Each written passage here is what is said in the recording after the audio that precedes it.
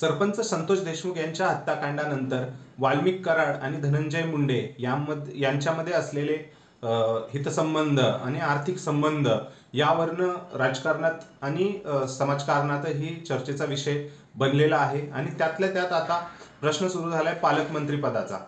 बीड जिल्ह्यात पालकमंत्रीपद कोणाला मिळणार यामध्ये आधीच तिढा असताना ह्या प्रकरणामुळे आणखीनही ट्विस्ट आलेला आहे।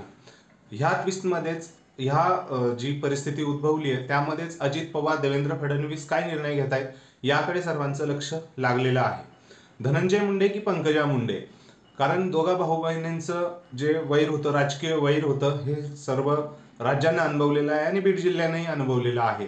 त्यातच 1 वर्षापूर्वी हे जेव्हा दोन्ही भाऊ बहीण एकत्र आले त्यानंतर लोकसभेची निवडणूक झाली, पंकजा मुंडे यांचा पराभव झाला आणि त्यानंतर धनंजय मुंडे यांचा विधानसभेत विजय झाला परळीमधनं आणि दोघांनाही कॅबिनेट मंत्री पदाची लॉटरी लागली आणि कॅबिनेट मंत्रीपद देण्यात आलं दोघांनाही।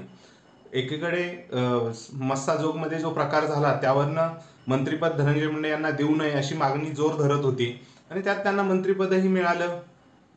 सो ह्याकडे थोडासा वर्ग नाराज झाला आणि बहुतेक जनतेच्या मनामध्येही आलं की वाल्मिक कराड हे जे खंडणीच्या केसमध्ये आरोपी आहेत आणि त्यांचा संबंध मस्साजोग येथील सरपंचाच्या हत्येबद्दलही जोडण्यात येत आहे, त्यांनाही सह आरोपी करा याची मागणी जोर धरत आहे।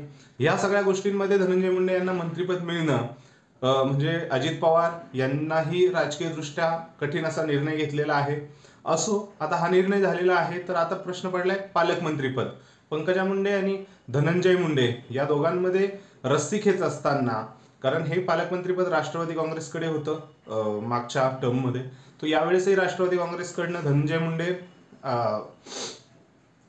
चेहरा आहे पालकमंत्री पदासाठी आणि भाजपकडनं पंकजा मुंडे ही आग्रही असल्याचं समजतंय।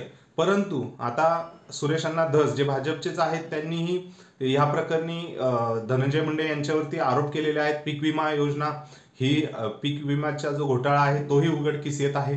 त्यावरून अशा मंत्र्यांना म्हणजे आरोपाच्या चौकटीत उभ्या असलेल्या माणसाला पालकमंत्रीपद देणं हे अजित पवार रिस्क घेऊ शकतात की नाही, कारण खुद्द अजित पवारही बीडमध्ये येऊन गेलेले आहेत आणि त्यांनी सरळ जे दोषी असतील त्यांच्यावरती कार्यवाही करण्याचे संकेत दिलेले आहेत। सो पाहण्यासारखी गोष्ट आहे। आणि दुसरीकडे नरेंद्र पाटील, सुरेश अण्णा धस यांनीही मागणी केलेली आहे की फडणवीस किंवा अजित पवार यांनी स्वतःहून पालकमंत्रीपद स्वीकारावं बीडचं, कारण धनंजय मुंडे, पंकजा मुंडे यांच्याकडे पालकमंत्रीपद गेल्यास भरपूर काही ज्या गोष्टी आहेत, मस्साजोग प्रकरण, पीक विमा योजना, ह्या गोष्टींचा तपासावरती फरक पडेल।